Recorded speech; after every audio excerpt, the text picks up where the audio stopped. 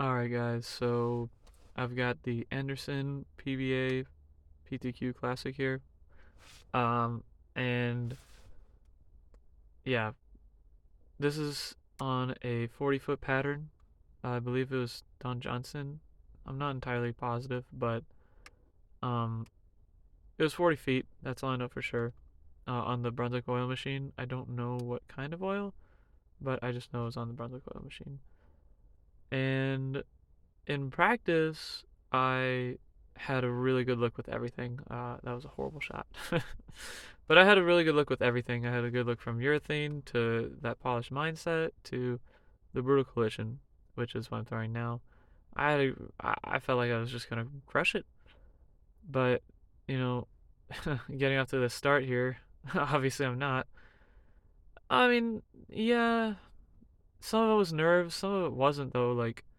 I mean, that was a half decent shot that could have struck. That would have struck in practice, I felt like. And it just forpened, It happens. And then here's the part where I'm really like, okay, I've got to do something different because that was dead aced. And in practice, that was literally striking. Or that would have had a really good chance of striking. So it's like, okay, I've got to change again. And this time I'm going to the urethane just for the safe option. And well, I guess I should have started out with that because obviously that was definitely the play. Yeah. I mean, in the moment you can't predict those things sometimes, unfortunately. But alas, it happens. And fortunately, I kind of am saving the game here, especially if I can get this hit here, which, oh god, I do. Barely. But that was almost zero.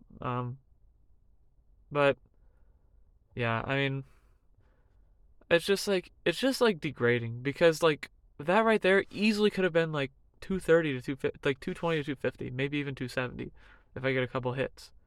Like, you know what I mean? But instead I start with a 170 game and it's like, I mean, like now I have to strike and now I feel like I have to punch. I feel like I basically have to punch. I feel like I have to go like 250 every game to have a chance because of how high scoring they are. Now, they are a little tricky because the pattern's 40 feet instead of like 37 feet or 43 or 44 feet. So it's like, do I stay out or do I go in?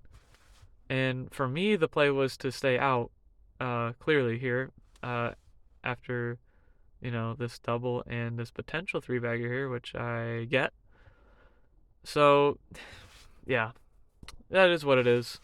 But, so the reason why I'm so far left with urethane in on this game is because I was following Anthony Levy's spar, uh, the game before, and he was literally playing the exact line that I was playing toward the end of that game. So he essentially burned up that spot, and I just needed to move a couple left, and that's what I did, and it looked good, except that 10 pin in the eighth really that's a momentum crusher because if that carries, then I mean, then I have 250 here and maybe 260 if I strike, which I do, but instead I have 240. So it's like those hits are so important to PTQs. I mean, you have to have those like string. You can't like miss on those strings. Those strings are vital to your PTQ life. And yeah, I mean, it happens. So like right now, I'm fine with missing right now. Like it's tough, and I obviously want to strike, but it's like okay, like what is the lane giving me? Because we don't get practice on these lanes. I mean, you don't you go straight in to every single game, so it's not like you get practice on the pair that you're going to, which means that you have to guess. And if you guess right, that would be great. But if not, then you know, then you might have a scoreboard like this. You might have a score like this where you have strike seven. Oh, baby, come on, give me that roll two. But the bowling gods always take right back. They always take right back. With that little splasher seven not carrying. Ugh. That's alright though. Well, I mean it's not okay because I mean I need hits because I shot 170 game one. But it is what it is, and we got a nice little double here and a splasher. Very good. Um, yeah.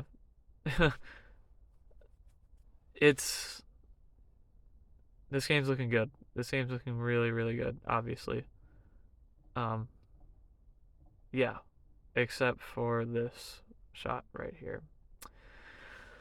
Oh, that is a heartbreaker, and yes, I do miss the 7-pin by a mile. Yep, and I'm pissed. But like, not getting the hit there is real. Like, that is the real problem because like, you need that hit. You need that hit. Like, that puts me in the 230s. I mean, regardless. I mean, sure, if I make the spare, I get to plus 50, but I need that hit to get to plus 60. And then if I get another hit, then that's plus 70. I mean, and then that's plus 70 or maybe low plus 80s, right? Like, it just. Wait, no, it'd be plus 70. Yeah, anyways. But yeah, I mean, those hits are crucial and everything, and you need them. I mean, like right here, I need to strike on this right lane right now.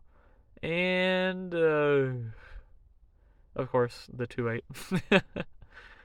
This lane was a little tighter, and it happens. And, I mean, from that, I could tell the lane was tighter. I mean, like, the 2-pin was a hair off spot, but, like, I mean, the ball should never do that. Like, I feel like the ball should never do that in that situation, especially with how much free hook there is to the right. So this lane is a little bit tighter. That one hurts. That one really hurts. That was such a good shot.